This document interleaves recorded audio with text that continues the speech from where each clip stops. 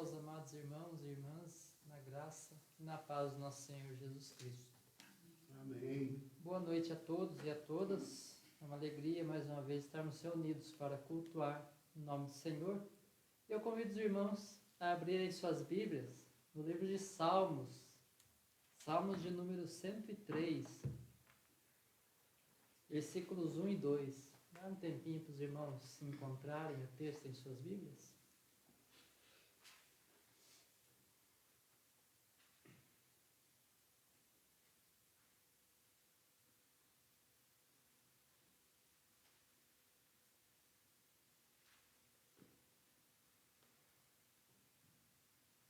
Salmos 103, versículos 1 e 2. Passamos então a leitura. Bendize a minha alma ao Senhor, e tudo que há em mim, bendiga ao seu santo nome. Bendize a minha alma ao Senhor, e não te esqueças de nenhum só de seus benefícios. Então que nossa alma possa realmente, em todo o tempo, bendizer e adorar o nome de Deus. Ele que faz sempre o melhor para nós. Tem um texto na Bíblia que fala que vós, homens que são maus, quando vossos filhos pedem pão, dão pedras no lugar, quanto mais o vosso Deus que está nos céus dará coisas boas àqueles que vos pedirem. Então Deus é um Deus que sempre dá melhor, muito melhor daquilo que nós pedimos ou merecemos, porque Ele é um Deus de amor. E por isso devemos realmente bendizer o nome de Deus, adorar, glorificar o nome do Senhor. Então, neste momento, vamos fazer nossa oração de adoração a Deus. Pai Santo, nós te bendizemos, ó Deus. Amém. Como o salmista diz, bendizemos pelas coisas que o Senhor tem feito, pelas benfeitorias que o Senhor tem feito a nós, ó Deus. Nós queremos te agradecer e glorificar, ó Deus, o teu nome. Faltam-nos palavras, ó Deus, para expressar a nossa gratidão a Ti. E torna, Senhor Deus, os nossos corações cada dia mais gratos. Que os nossos olhos realmente possam ver, ó Deus, as Tuas grandes obras em nosso meio. Todas as coisas boas que o Senhor tem feito em nossas vidas. Todas as maravilhas e as graças que o Senhor tem derramado sobre nós. Então ensina-nos, Senhor Deus, a ter um coração mais grato. E queremos, ó Deus, engrandecer o Teu nome, cultuar o Teu nome, cantar glórias, graças a Ti, ó Deus, porque só o Senhor é digno, só o Senhor é merecedor, e só o Senhor é o Deus que merece toda a honra e toda a glória a Deus. Em nome de Jesus. Amém. Nesse momento vamos cantar o hino Aliança do Senhor, como forma de cântico de adoração a Deus.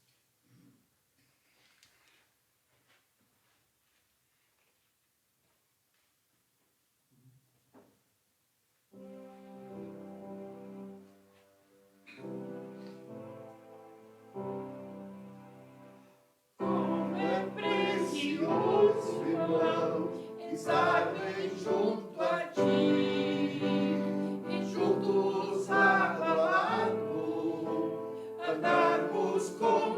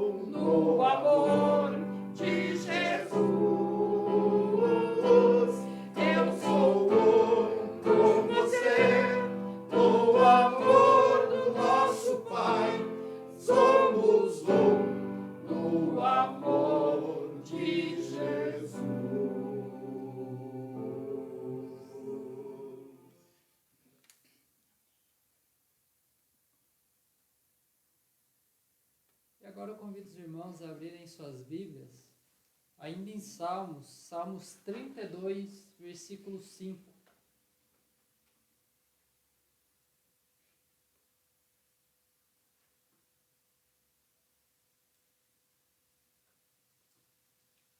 Salmos 32, versículo 5.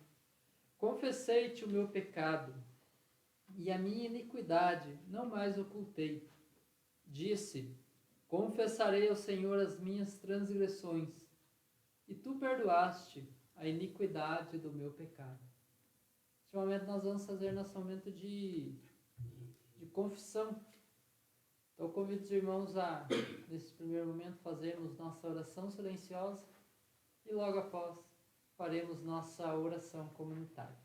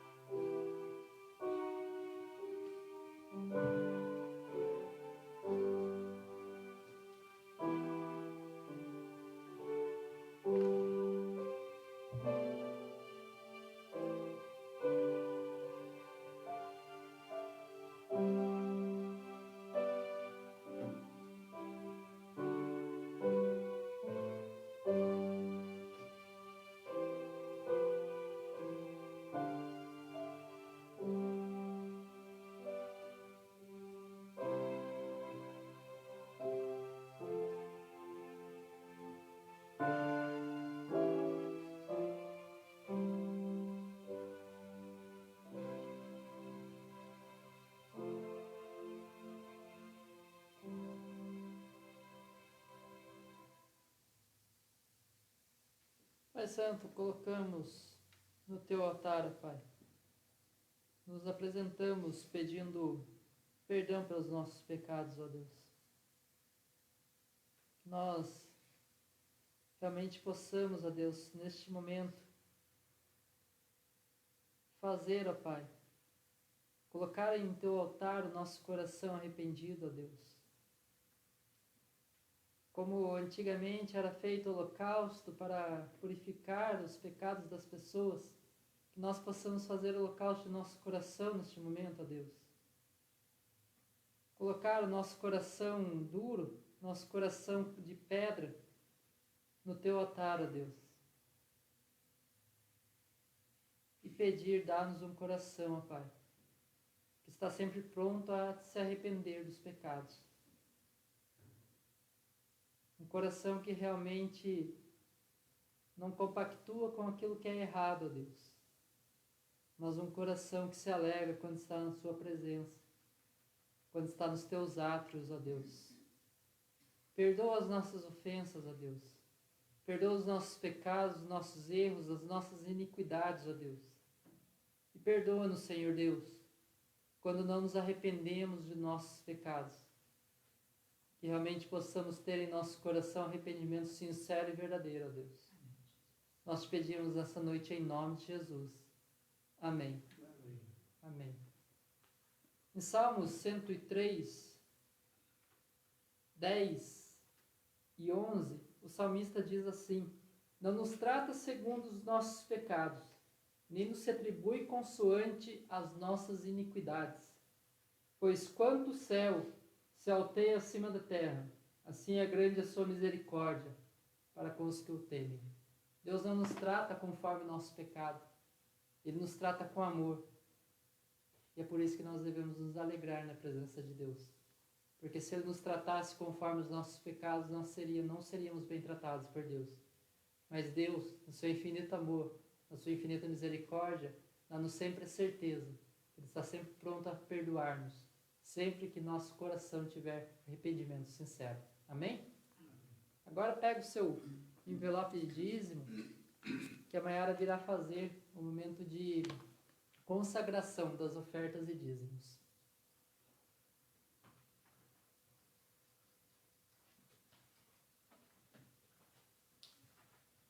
Amém. Vamos orar então, querido irmão, querida irmã. Coloca aí seu envelope de dízimo, sua oferta, seus alimentos, que a gente possa nesse momento consagrar ao Senhor. Senhor Deus, nós estamos aqui na Tua presença, Pai. Nós consagramos, Senhor, esses dízimos, essas ofertas e esses alimentos ao Senhor. Sim, Jesus. Deus, que esse dinheiro seja bem usado na Tua casa, na Tua obra, Pai. E que esse alimento também, Senhor, seja bênção na vida das famílias que vão receber. Senhor, abençoa as pessoas que estão doando, as pessoas que estão ofertando e dizimando. E aquelas que ainda não podem, Senhor, nós te pedimos que o Senhor abra portas de emprego para essas pessoas, Pai. Deus, muito obrigada, Pai, porque nós sabemos que quando nós damos só 10% daquilo, Pai, que o Senhor nos deu, Pai. Obrigada, Senhor, por todas as coisas que o Senhor nos deu e obrigada, Deus, por esse privilégio de a gente poder ofertar na Tua casa. Nós oramos, Deus, e te agradecemos. Em nome de Jesus. Amém. Amém. Amém. Vou chamar o pastor para trazer a palavra do Senhor.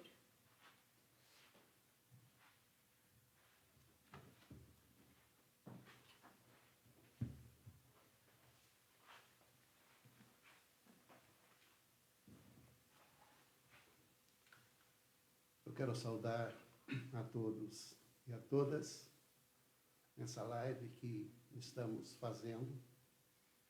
E lembrando, daquilo que nós falamos na quinta-feira, que em obediência à nossa região, ao nosso bispo, para não expor as pessoas, nós continuamos fazendo o nosso culto online até o primeiro domingo de julho, porque no primeiro domingo de julho nós vamos ter a Santa Ceia Distrital, onde todos os pastores do distrito, juntamente com o nosso SD, nós vamos estar participando com a igreja. Vai ser muito bom, você não pode perder. Vai ter grupo de louvor, vai ter a participação de todos os pastores. Vai ser muito bom mesmo. Vai ter com as crianças, o culto das crianças, como nós tivemos no culto regional. Então, até lá nós estamos em oração, buscando de Deus a visão, a posição, e orando para que o Senhor realmente esteja abençoando tanto a nossa igreja quanto as outras igrejas. Eu sei que tem muitas que já estão abrindo, que Deus possa abençoá-los. Mas como nós somos uma igreja episcopal, nós temos realmente essa obediência ao nosso bispo. Eu quero agora que você se coloque diante de Deus, como você está colocado e colocada. Como falamos sempre, deixa tudo que você está fazendo agora. Não divida este tempo com nada. Faça como Maria. Maria quedou-se aos pés de Jesus, enquanto Marta estava de um lado por outro. E Jesus diz: Marta, Marta, porque estás preocupada com tantas coisas, mas uma só é necessária. Então agora, deixe uma só necessária. Quede-se aos pés de Jesus. Peça para que Ele fale ao teu coração.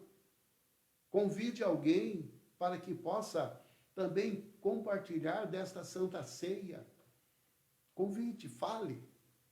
E diga que vai ser bênção. Eu sei que vai ser bênção. Porque Jesus, Ele é presente na Santa Ceia. Ele é presente neste culto. E Ele quer dar-nos a sua glória. Vamos orar. Obrigado, Senhor, porque nesta noite nos reunimos em Teu nome.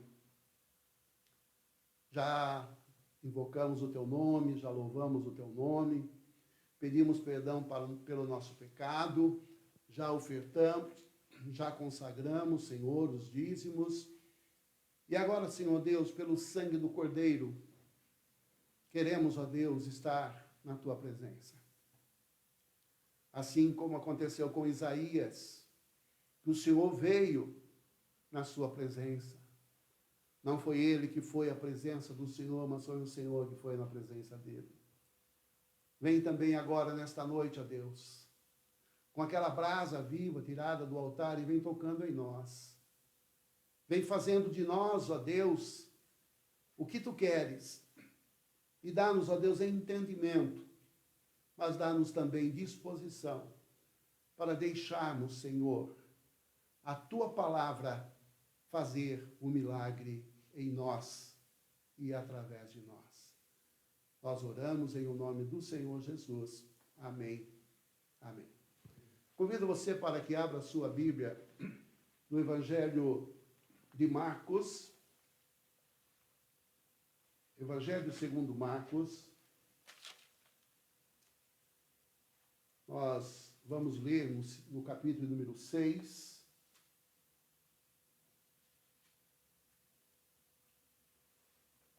Marcos, a partir do capítulo, no capítulo número 6, a partir do versículo número 30. Marcos 6, 30. Diz assim a palavra de Deus: Voltaram os apóstolos à presença de Jesus e lhe relataram tudo quanto haviam feito e ensinado.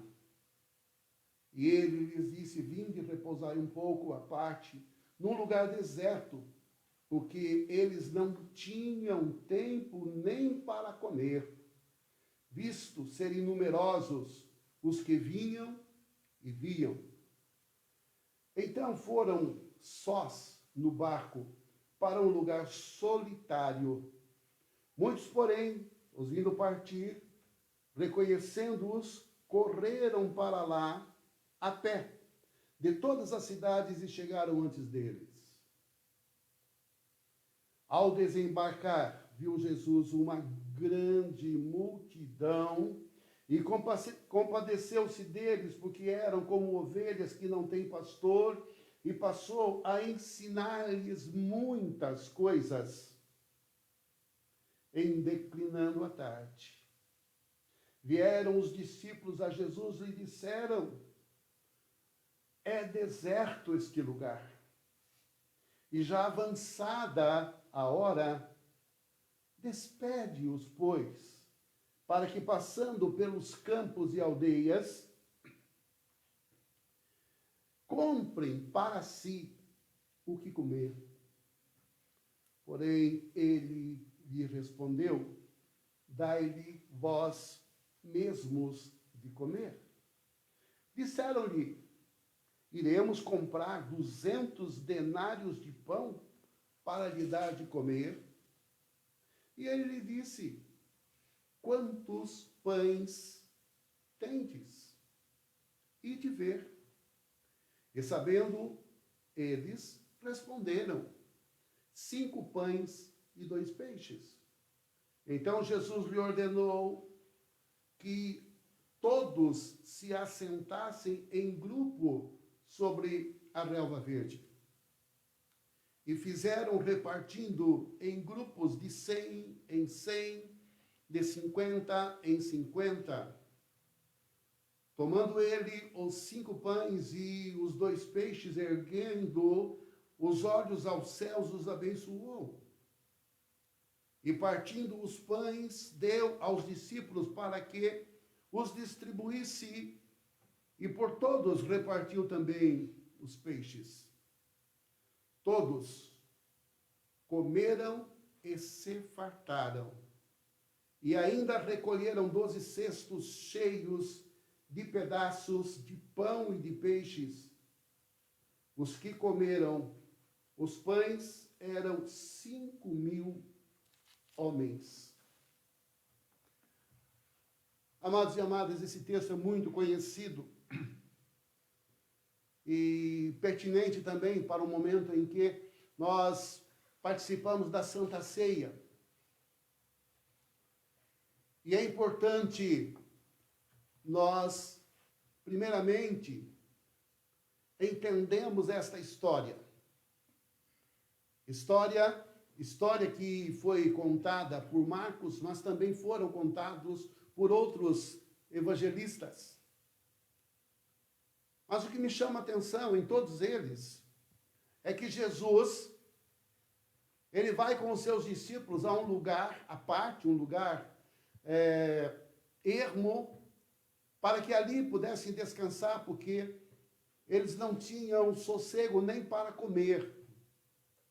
Tal era as pessoas que vinham procurar, que corriam para onde eles estavam, e Jesus havia dado uma missão para eles, e eles haviam desenvolvido esta missão. E aí, chegando a Jesus, Jesus entendeu. Entendeu o quê? Entendeu que eles também precisavam de descansar um pouco. E a palavra de Deus diz que nós somos pó, e o Senhor sabe que nós somos pó. O próprio Jesus, ele viveu no seu próprio corpo tudo isso. Percebemos que Jesus se cansou. Percebemos, e a Bíblia diz que ele chorou, que ele teve sede, teve fome. A Bíblia conta tudo isso também. Jesus entendia isso dos seus discípulos e os aconselhou: olha, vamos a um lugar deserto, para que ali possamos descansar um pouco, e foram. Mas qual não foi a surpresa dos discípulos? Quando ali chegaram, uma grande multidão já estava à espera deles. E aí uma palavra que me chamou a atenção neste texto é o que está escrito aqui no versículo de número 34. Ao desembarcar, viu Jesus uma grande multidão. E o que eu quero, juntamente com a igreja, entender hoje, o que é que Jesus viu? Essa é a primeira coisa. E a segunda coisa, o que é que nós temos visto? Primeiramente, vamos tentar entender o que passou pela cabeça dos discípulos quando eles chegaram e viram como Jesus Cristo viu aquela multidão, era muita gente. Eles já estavam cansados, eles não tinham tempo para comer. E Jesus agora dá um momento para que eles descansassem, e eles vão pensando no descanso. Mas quando eles chegam lá, discípulos, eles veem aquela multidão. Eu imagino, porque eles estavam dizendo uns aos outros, talvez dizendo: olha, nós não temos tempo nem para comer. Justo agora que o Mestre nos deu este tempo de folga, nós chegamos num lugar que também está cheio de gente, mesmo que sendo um lugar deserto, longe de tudo, mas o povo, as multidões estavam lá. Talvez olhando para eles, tivessem até reclamado, dizendo: olha, nós não temos mais sossego. Olha, depois que nós passamos a seguir este Jesus, a nossa vida não tem mais sossego. Desde a manhã até a noite. É gente que vem, é gente que vai. É oração, é cura, é ouvir um, é ouvir outro. É gente doente, é gente com problemas. E nós precisamos descansar. Mas esta era a visão dos discípulos, o texto não diz, mas eu me coloco no lugar desses discípulos. Mas o que me chama a atenção é que Jesus, ele viu aquilo que os discípulos viram. Mas diz a palavra de Deus que Jesus, vendo aquelas multidões, ele teve compaixão daquela multidão. E diz ele, porque eram como ovelhas que não têm pastor. Amados e amadas, quando nós paramos um pouquinho para olhar o contexto do mundo, quando olhamos, visualizamos toda a mídia, e esta semana foi bastante significativa, quando houve aquela violência por um policial, que, na verdade, sufocou até a morte aquele segurança negro. Também aquela criança que foi até o andar ali, subiu na janela e subiu em uma grade, caiu e veio a óbito. E as manifestações todas, tanto no local onde aconteceu, mas a repercussão em todo o mundo. Não somente isso, mas quando nós também visualizamos as disputas que existem entre governos, não estou dizendo apenas do governo brasileiro, mas em todo o mundo, onde um joga a culpa para o outro, e tantas coisas têm sido faladas, e toda a mídia lançando tudo isso nas redes sociais, e nós acompanhamos. Ainda mais agora, nessa pandemia, e agora a flexibilização, onde igrejas estão sendo abertas, graças a Deus, e onde comércios também estão sendo abertos. Mas uma coisa que não mudou desde o tempo de Jesus é que as pessoas estão perdidas.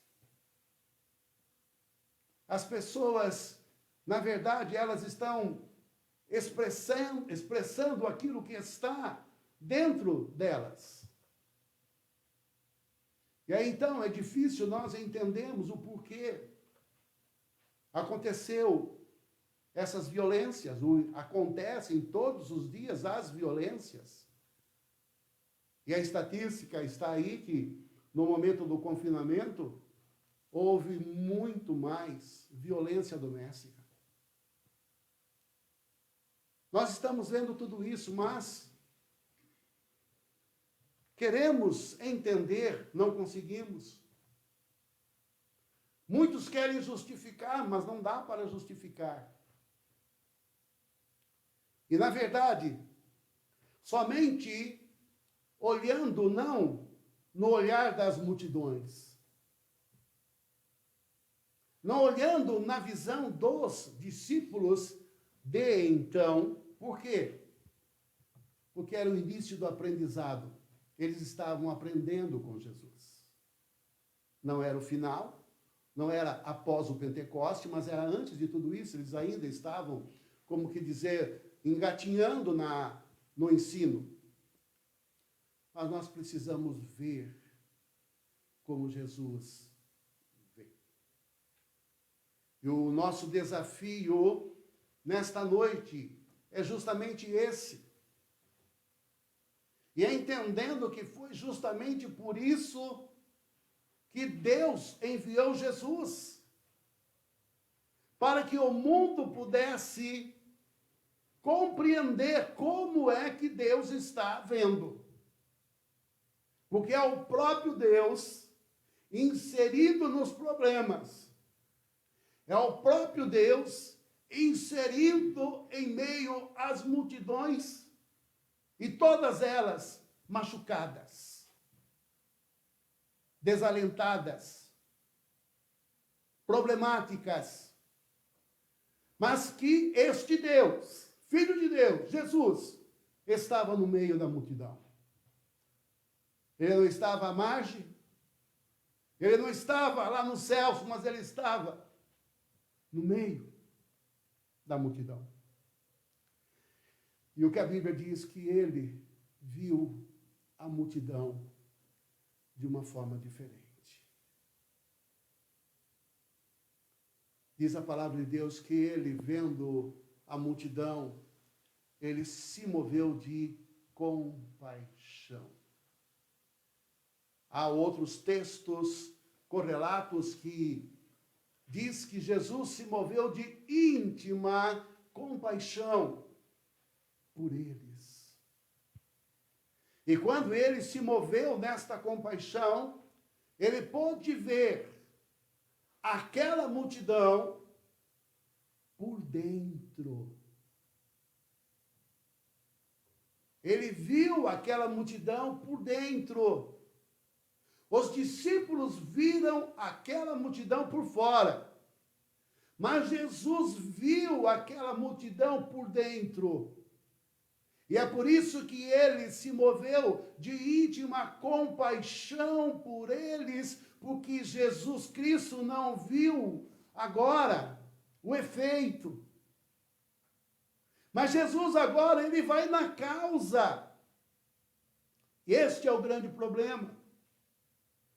Quando nós vemos as violências, nós vemos aí, então, a violência, mas nós não vemos a causa da violência.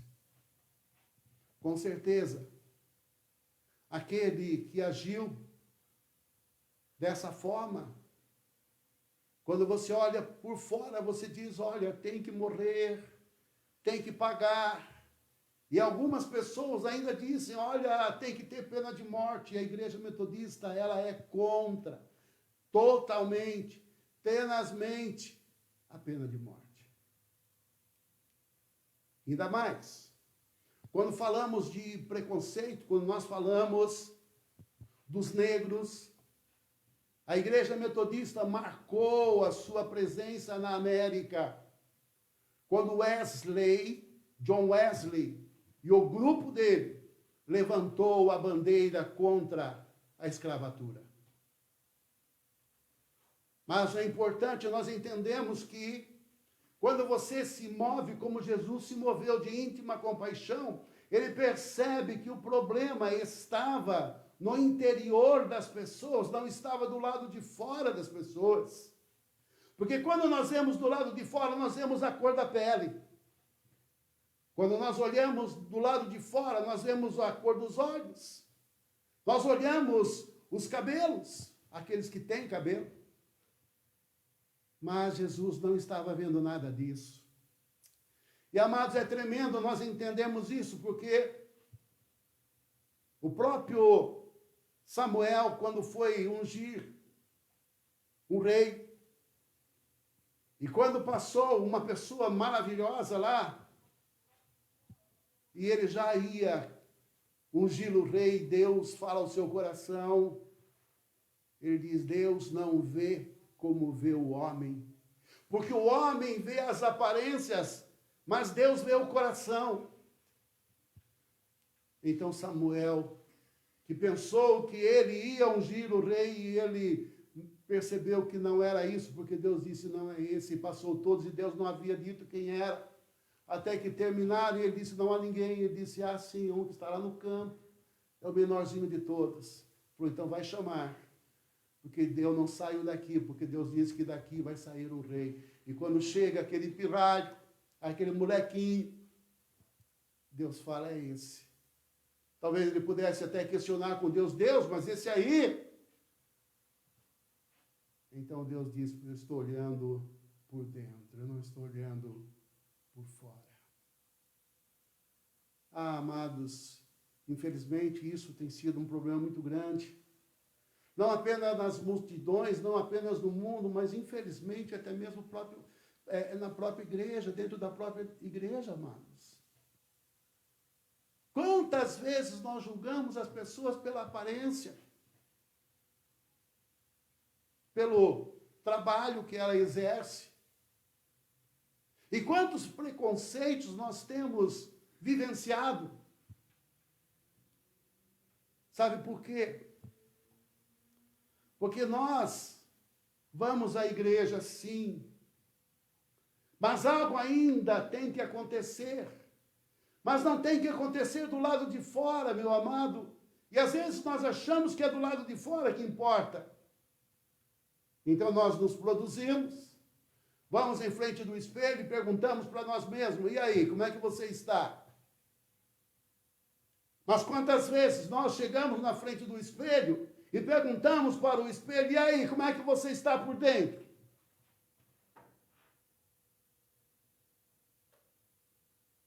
Amados, o espelho não pode responder. Mas quando você vai na palavra de Deus, a palavra de Deus vai dizer para você como você está por dentro. Jesus viu as multidões.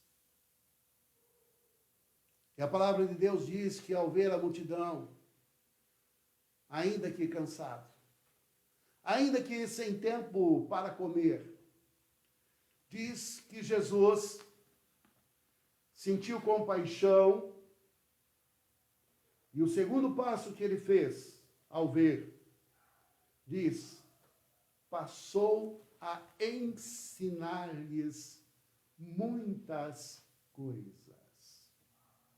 Passou a ensinar-lhes muitas coisas. Jesus, ele ali não estava preocupado com ele, não estava preocupado com a fome, não estava preocupado com o cansaço, mas estava preocupado que aquelas pessoas precisavam ter uma estratégia para que pudessem viver uma vida com propósito.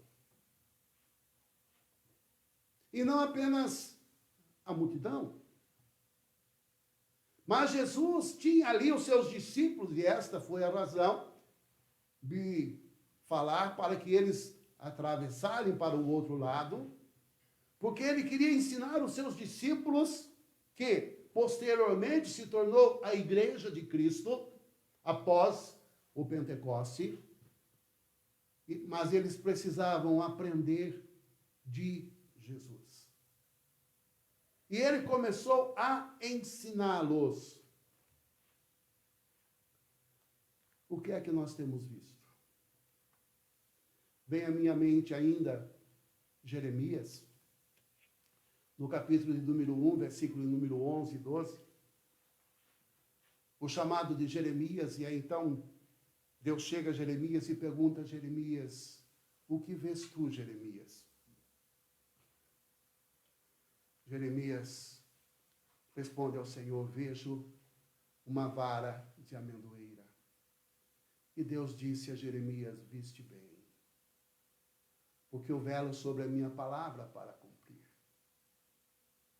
Momento de caos, momento de miséria, momento de destruição, momento de desmandos de rei, mas Deus, quando vai chamar o seu profeta, ele pergunta ao profeta: o que é que você está vendo? E aquele profeta se limitou apenas a ver aquilo que interessava a Deus, não aquilo que interessava aos homens. Por quê? A miséria, a destruição, os desmandos dos reis, tudo isso era visto por todo mundo. Mas quando Deus chama o profeta, ele chama o profeta e faz um desafio para que ele visse aquilo que Deus também via. Então, o desafio hoje é para que todos nós possamos ver, não o que nós estamos vendo, mas aquilo que Deus quer que você veja como Ele vê. E aí, quando diz Jeremias a Deus: veja um galho de amendoeira, ele disse: viste bem, porque eu velo sobre a minha palavra para cumprir. A amendoeira, ela é conhecida na Palestina como a acordada. Era a primeira, depois do inverno rigoroso, quando tudo estava seco, tudo queimado pelas geadas, mas a amendoeira começava a soltar as suas flores. Por isso era chamada a amendoeira de acordada. Então Deus disse: viste bem, porque eu estou acordado sobre tudo isso que está acontecendo. Eu estou olhando, eu estou velando, eu estou agora sobre esse negócio. Eu estou vendo essa pandemia. Eu estou vendo o povo que está numa situação terrível. Mas uma coisa que o Senhor disse a Jeremias e diz a nós nesta noite: viste bem, porque eu velo sobre a minha palavra para cumprir. Quando Jesus olha aquilo ali, ele então se move de uma íntima compaixão. Isto quer dizer se colocar no lugar do outro que sofre. Vou repetir. Íntima compaixão é se colocar no lugar do outro que sofre. Quando Jesus diz lá em Mateus 25, 11, 25, ele diz: vinde a mim todos os que estáis cansados e oprimidos. Ele diz: tomai sobre vós o meu jugo. O que era jugo naquele tempo? Jugo era tipo de uma canga, ou cangaia no Brasil, onde se colocavam a junta de bois. Então eles puxavam juntos. Aquilo é jugo. O que Jesus está dizendo é isso. Olha, você está fazendo uma força enorme para levar esse tamanho peso, mas eu te convido para que você venha agora e esteja comigo no jugo.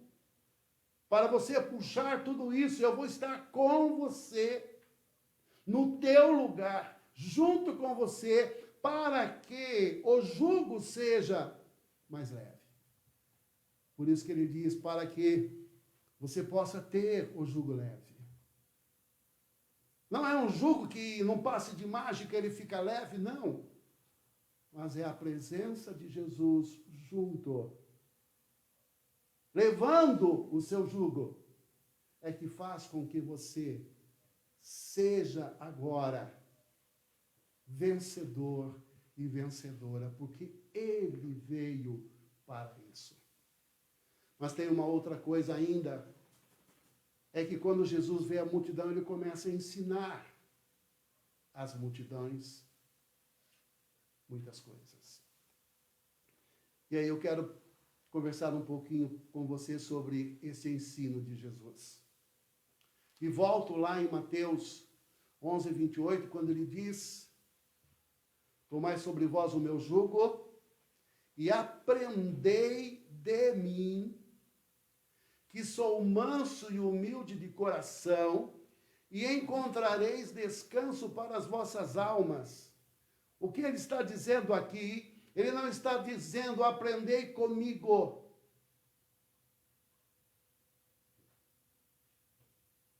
Mas ele está dizendo, aprendei de mim. Qual é a diferença? A diferença é que aquele que via a multidão, e vendo aquela multidão, via-os do lado de dentro. Por isso, ele se moveu desta íntima compaixão. Mas agora, ele também se coloca do lado de dentro, ou seja, expondo o que estava dentro dele. Por isso ele diz, aprendei de mim. Meu amado, eu posso aprender do livro, eu posso aprender do professor, eu posso aprender do meu pai, e eu posso aprender até mesmo da vida com seus problemas, até mesmo com os erros, nós aprendemos muito. Mas quando Jesus nos desafia para aprender dele, ele diz, eu quero que vocês, da maneira que eu estou olhando vocês por dentro, eu quero que vocês também me conheçam por dentro. Por isso vocês precisam aprender do que eu tenho dentro de mim para ensinar vocês.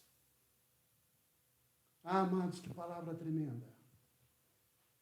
Aprendei de mim. É por isso que quando ele viu as multidões, ele passou a ensiná-las. Meu amado e minha amada, o nosso desafio também é esse.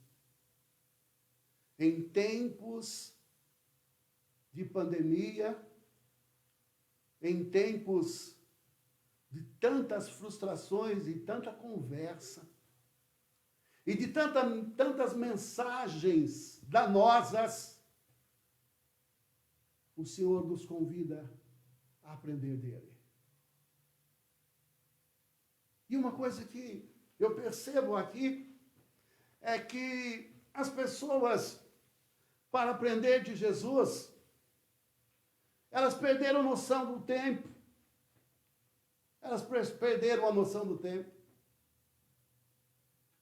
Eu imagino, meu amado, que maravilha poder estar com Jesus e aprendendo de Jesus. E eles perderam a noção do tempo, porque o texto da palavra de Deus, ele nos diz que no versículo número 35, vieram os discípulos a Jesus e disseram: Jesus, Senhor, o lugar é deserto e já é avançada a hora. Despede, pois, para que, passando nos campos ao redor e nas aldeias, compre para si o que comer. Amados, será que Jesus não percebeu que já era tarde?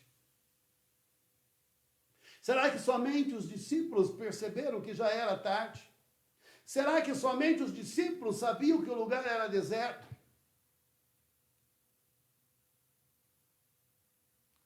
E a proposta dos discípulos foi: despede a multidão. Amados, eles ainda não haviam compreendido o que Jesus estava ensinando. Pelo menos os discípulos. Por quê? Porque eles sugeriram a Jesus para que ele despedisse as multidões. Ah, amados, essa é a nossa posição, essa é a posição da humanidade, e esta foi também a posição dos discípulos. Meu amado, muitas vezes é mais fácil nós despedirmos as pessoas do que assumir as necessidades das pessoas. Hoje a igreja está sendo desafiada, meu amado e minha amada, a não despedir as multidões. E é por isso que nós estamos entrando na sua casa nesta noite. Porque é fácil. Termina o culto, o pastor fica na porta e vai despedir as multidões. Mas o que aqueles discípulos estavam sugerindo a Jesus: Senhor, despede a multidão, primeiro porque já é tarde, segundo porque o lugar é deserto, e deixa que eles vão por aí, e eles vão por aí batendo de casa em casa, vendo se acha alguma coisa para comer. Primeiro, meu amado, o que Jesus nos ensina aqui, depois dos outros ensinos, que foi bastante, mas ele ensina também a responsabilidade nossa em entender que as pessoas hoje estão fazendo isso, indo a tantos lugares, buscando o que comer, buscando saciar a sua fome. Fome em todos os sentidos, não apenas a fome física, mas quantas desgraças têm acontecido, por quê? Porque o ser humano, sem aprender de Deus, sem aprender de Jesus, sem aprender da palavra de Deus, tem feito coisas horrorosas. Sabe por quê? Porque eles colocam para fora aquilo que tem dentro deles, que é o pecado. E muitas vezes nós queremos que as pessoas cheguem para a igreja, participem da igreja, entrem na igreja, despede na porta, mas, amados, isso não é aquilo que Jesus Cristo faz. Jesus não queria que ele próprio, Jesus, despedisse a multidão para encontrar satisfação em outros lugares. Sabe por quê? Porque Jesus entendia que os discípulos estavam sendo ensinados para apontar à multidão que estava junto deles aquele que poderia saciar neles todas as necessidades deles. Foi por isso que Jesus Cristo veio como homem. Foi por isso que ele passou por todas as tribulações. Foi por isso que ele passou por todas as tentações. Foi por isso que ele passou por todo o sofrimento. Sabe por quê? Para mostrar a nós que ele é o único que pode sanar a nossa fome. Porque, infelizmente, amados, a briga hoje não é por conta da fome. Porque, amados, nós precisamos apenas de 350 gramas de comida para saciar a fome. Que é o tamanho do nosso estômago. Mas, na verdade, as pessoas querem acumular. E para acumular, as pessoas fazem das outras escravas. Subjugam o outro ser humano. Falta o quê? Falta Jesus. Mas é mais fácil despedir a multidão. Ah, como é fácil despedir a multidão. Mas Jesus chama a atenção dos discípulos porque até então o ensino estava sendo teórico. Mas a partir daqui era o ensino prático. E aí, então, eu quero que você pense um pouco.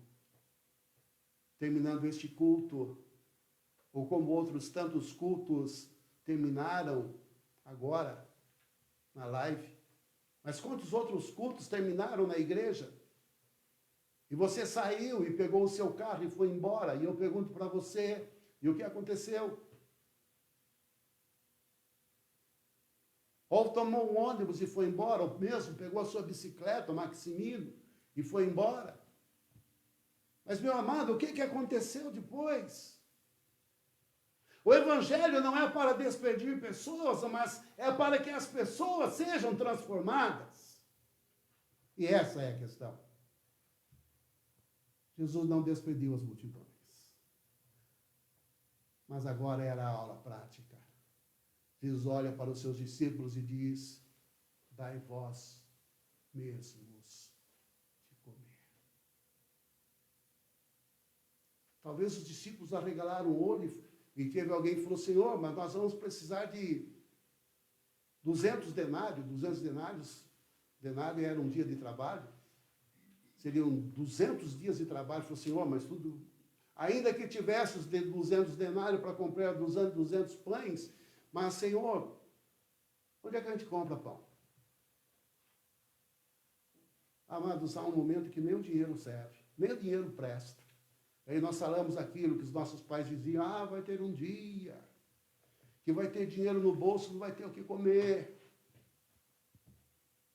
O que Jesus estava dizendo era justamente isso. Sabe por quê, meu amado?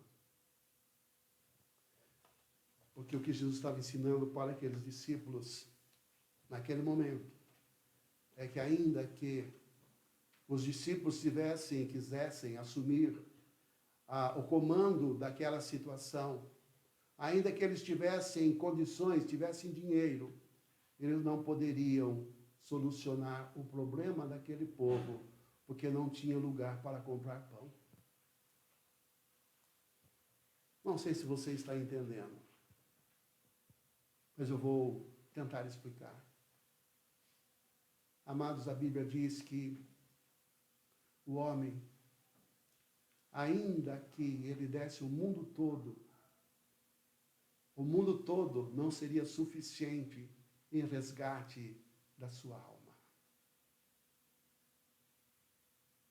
Os discípulos disseram, Senhor, não tem onde comprar pão e 200 denários ainda que tivesse, como é que a gente faz? Aí Jesus faz uma pergunta e diz, olha, você já procurou saber o que é que vocês têm aqui? Esse é o segredo, meu amado, do ensino de Jesus. Muitas vezes nós ficamos reclamando, não porque a pandemia, não porque isso, não porque aquilo, não porque tem aula, não porque não tem aula, não porque eu estou com as crianças em casa, não porque... Mas o que Jesus desafia agora os discípulos é, para de ver os problemas e a necessidade. Comece a ver o que você tem. Para um pouquinho agora para pensar. E eu pergunto para você, o que é que você tem?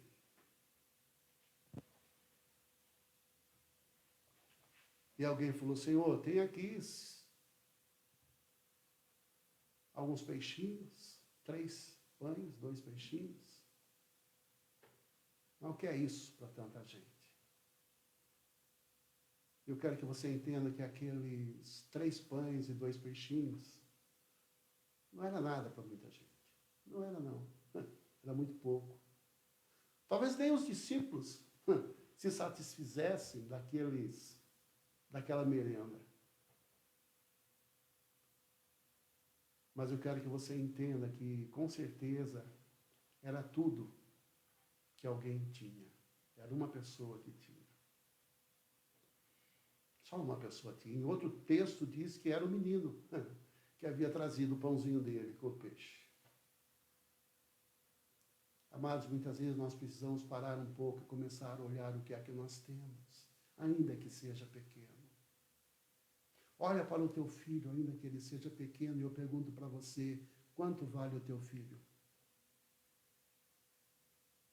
Olha para a tua casa, ainda que seja pequena, e eu pergunto para você, quanto vale a tua casa? Não estou dizendo financeiramente, mas eu estou falando de um lar. Nós precisamos aprender a dar valor àquilo que nós temos. E parar um pouco de cobiçar aquilo que nós não temos. E esse foi o desafio de Jesus. O que é que vocês têm? Procura a solução, ainda que seja pequeno. Lembram da oração de Elias? E ele orava, e o céu estava azul. E ele chamava o seu moço e dizia assim, veja lá, se tem algum sinal de nuvem. Ele falou, não tem não. Ele orou de novo. Não tem nada. E ele orou de novo. Aí, na 7ª vez que ele está orando, ele fala, veja lá. Ele diz, olha, tem uma pequena nuvem lá no fim do céu. E é tão pequena como a mão de um homem. Pensa nisso. Aí ele se levanta e fala para Acabe, pega o teu cavalo, vai depressa para a tua casa, porque senão a chuva vai te pegar no caminho. Ah, amado. Você fala assim, mas aquela pequena nuvem do tamanho da mão do homem, meu amado, não era uma pequena nuvem do tamanho do homem, da mão do homem, era o sinal da mão de Deus. Entenda isso. Quando você começa a valorizar as coisas pequenas. E começa a entender que é o sinal da mão de Deus na tua vida.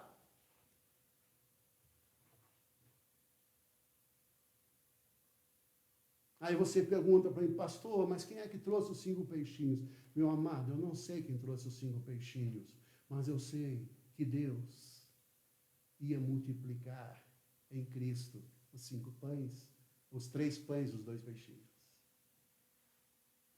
Ou 5 pães. Conferem para mim. 5 pães. Então perceba. 5 pães, mão do homem. E o texto diz que quando Acabe desceu, o céu se fechou e caiu a chuva. Ah, amados. Haviam só 5 pães. E aí então os discípulos chegaram e trouxeram e colocaram nas mãos de Jesus. E o que aconteceu?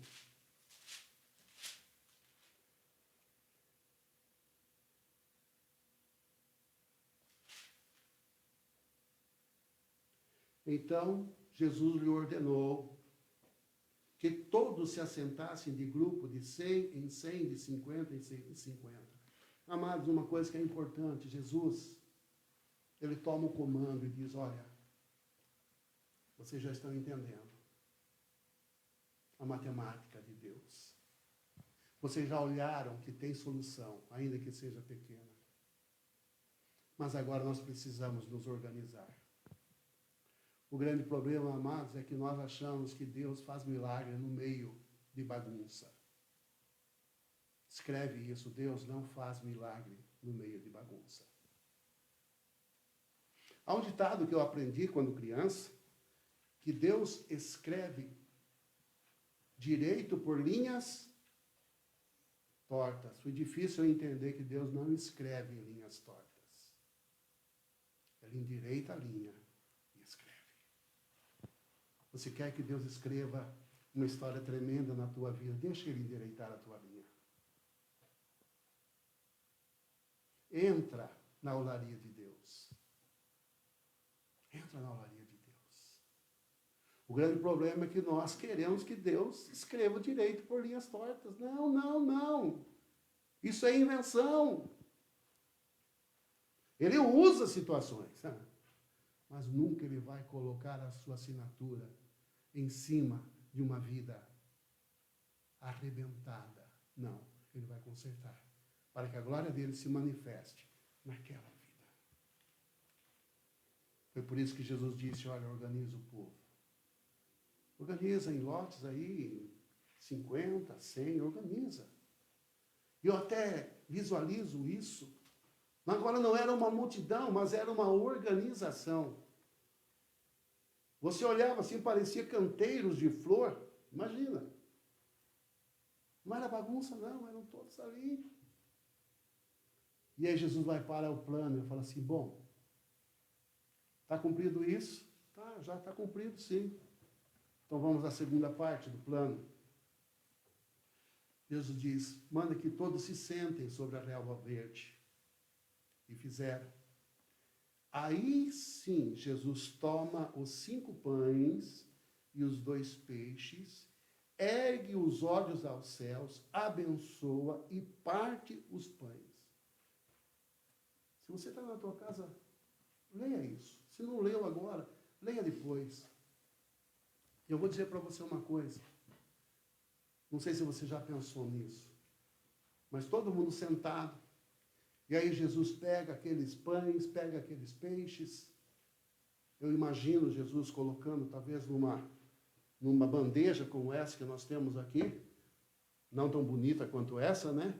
E levantasse aos céus os 5 pães e os 2 peixes e orasse a Deus. E quando Jesus termina de orar, e ele coloca o pão sobre, vamos dizer, a mesa, não era a mesa lá, né? E todo mundo olha e fala, ué,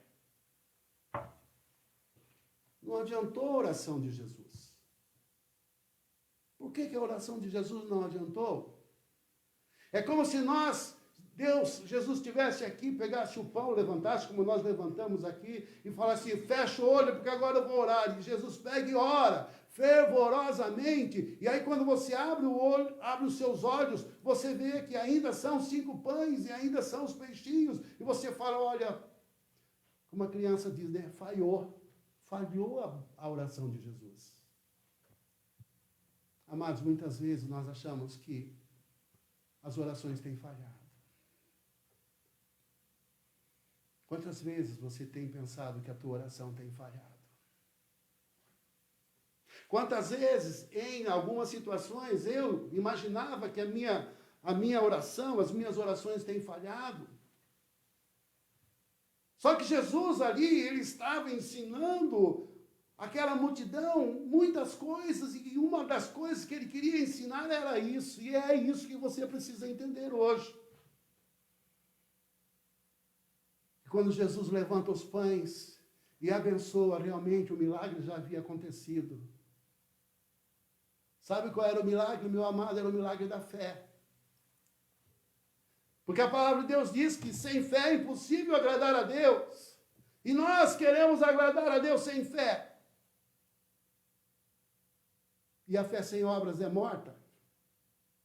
Ah, pastor, mas seria maravilhoso. Não seria melhor que quando Jesus orou e conforme ele ia orando, fosse assim derrubando pães, como aconteceu lá com o maná que caía do céu. Pastor, que coisa linda! Já imaginou ele orando e caindo maná do céu? Realmente, amados, ele estava num lugar deserto, mas não era a hora de cair maná do céu, porque o maná do céu era sombra daquilo que haveria de vir, que é o próprio Jesus. Por isso que ele diz, vossos pais comeram maná do deserto, mas morreram. Mas aquele que comer do meu pão, que eu estou te dando, esse não morrerá. O que o pastor está dizendo? Quero que você entenda isso. Mas não teve o milagre. O milagre já estava pronto. Só que Deus não iria fazer o milagre na oração. Ele não iria fazer o milagre na oração. Ele precisava que alguém quisesse fazer parte do milagre. Aí ele orou, os pães continuaram os mesmos. Mas aí Jesus, ele pega os pães. Eu quero que você veja isso agora. Ele pega os pães, pensa bem nisso. E ele parte. E eu pergunto para você, 5 pães dividido em 2, quanto dá? Quantos pedaços? 10. E os peixes, quantos eram? 2.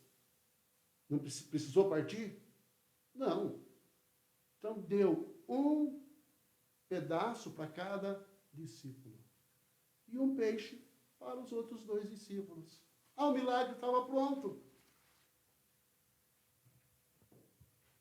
Eu acredito até que os discípulos não entenderam muito bem e falaram assim, bom, como que é? Como quando a gente era criança, né, que pegava alguma coisa, ficava olhando para a mãe assim, se podia comer, né? Acho que os discípulos ficaram olhando para Jesus, será que a gente vai comer? Pode comer agora? Mas ninguém falou que era para comer. Aí Jesus, quando eles estavam com os pães partidos na mão, Jesus disse, não é para comer agora. Lembra quando você era criança? Lembra? Chegava a visita em casa, a gente queria ir comer logo, a mãe falava, espera, primeiro as visitas. Lembra disso? Quando eles partiram, quando foi partido o pão, meu amado, quem partiu o pão não foi os discípulos, foi Jesus. Sabe por quê? Porque o milagre estava no partir do pão.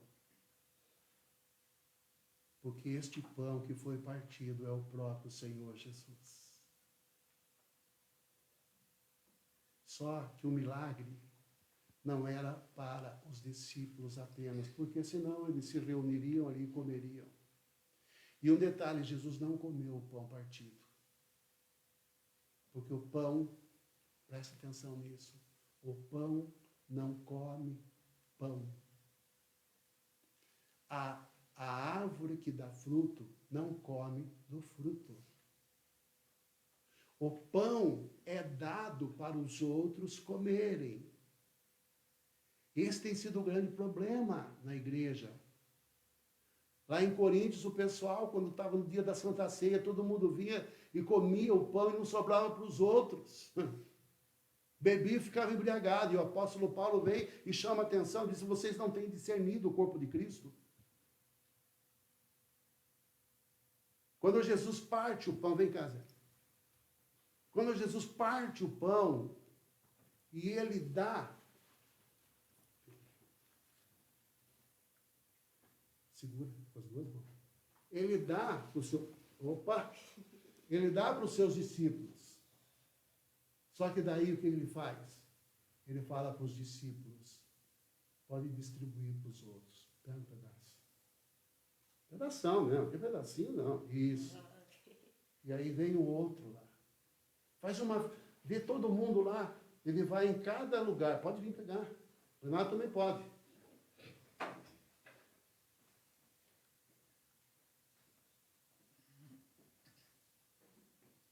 Laura pode ficar aí, que ela leva.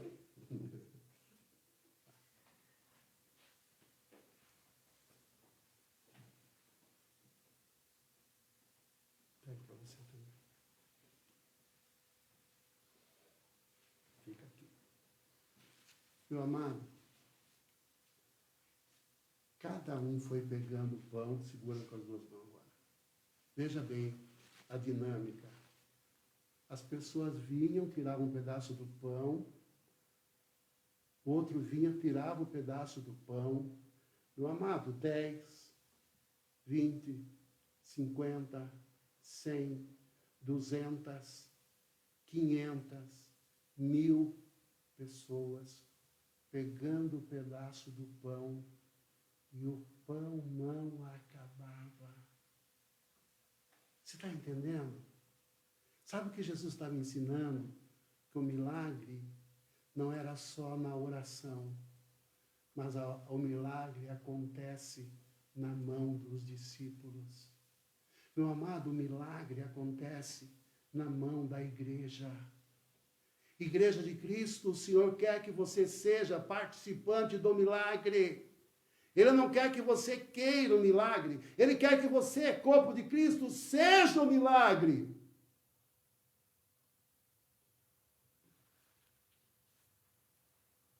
Meu amado, o que Jesus estava ensinando e está ensinando para nós nesta noite, a Santa Ceia, meu amado, é um milagre. É um milagre onde o Senhor Jesus, Ele deu a sua vida por nós. O seu corpo foi partido. Ele sentiu todo o sofrimento, mas Ele deu este corpo à igreja. E a igreja é o corpo de Cristo para que o milagre aconteça. Ah, meu amado, nesta noite o Senhor está dizendo a você, você quer um milagre. Jesus é um milagre. E eu creio, meu amado, que o Senhor está fazendo milagres, milagres, e vai fazer mais milagres. Mas, amados, o milagre acontece. Olha aqui. O milagre acontece. Não é do lado de fora, mas é dentro. Por isso que Jesus Cristo diz, quem comer desse pão tornará a ter fome, mas aquele que comer do meu corpo não terá fome. Meu amado, você come e esse corpo entra em você. Você toma o cálice da aliança e aí ela entra em você. Jesus faz uma aliança, como diz lá em Jeremias, eis que aí vem dias, diz o Senhor, que eu escreverei minhas leis nas suas mentes e no seu coração. Eles me serão por povo e eu lhes serei por Deus. O que Jesus quer fazer nesta noite é fazer isso dentro de você. Ele quer fazer algo tremendo. E por isso nós estamos neste culto. E diz a palavra de Deus que os que comeram foram 5.000 homens, não contando mulheres e crianças. Amados, vamos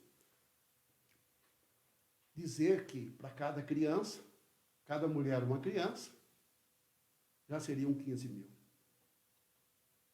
Aí você pergunta, pastor, mas como é que pode 5 pães dá para alimentar 5.000. Amados, este pão, Jesus, não alimenta só 5.000, mas ele alimenta 140.000 moradores de Itapeva. Ele alimenta, basta nós colocarmos diante dele. O que nós estamos fazendo agora na Santa Ceia é justamente isso. Por isso nós pedimos para que você separasse o pão, separasse o suco de uva, para tomarmos posse da vida nova em Cristo. E aí diz a palavra de Deus que todos comeram. Todos comeram.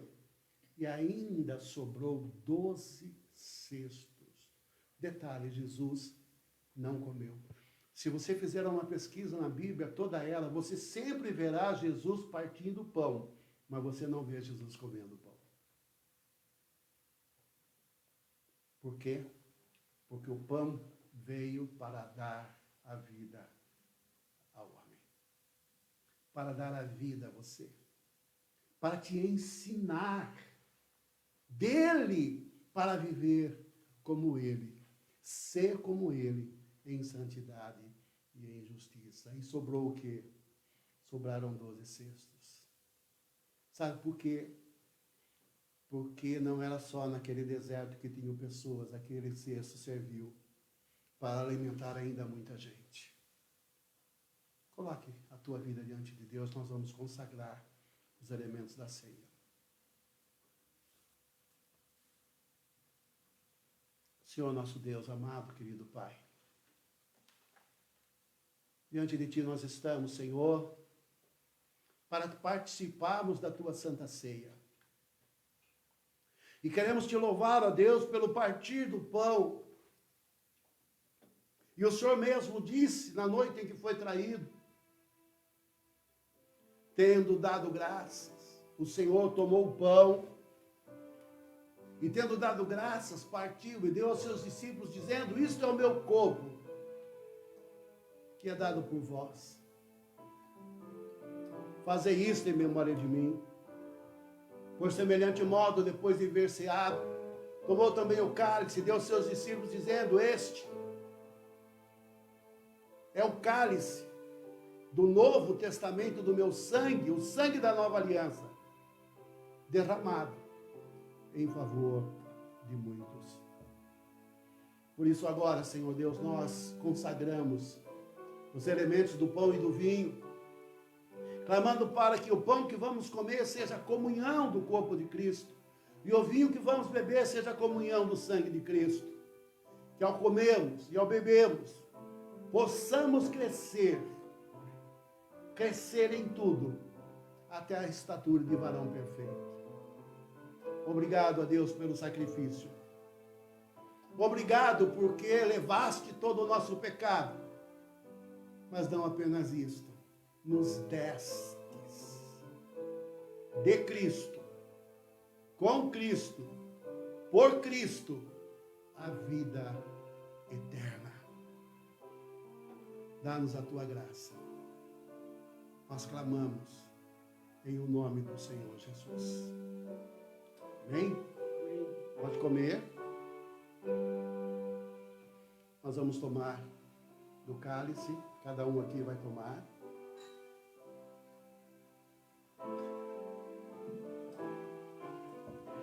Você na sua casa,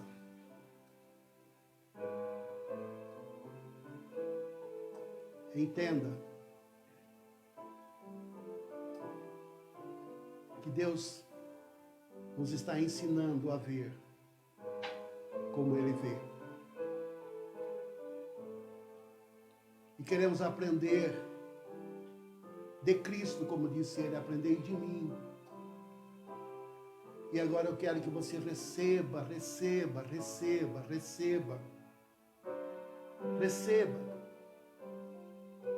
neste pão, neste vinho que você tomou, nesse pão que você comeu.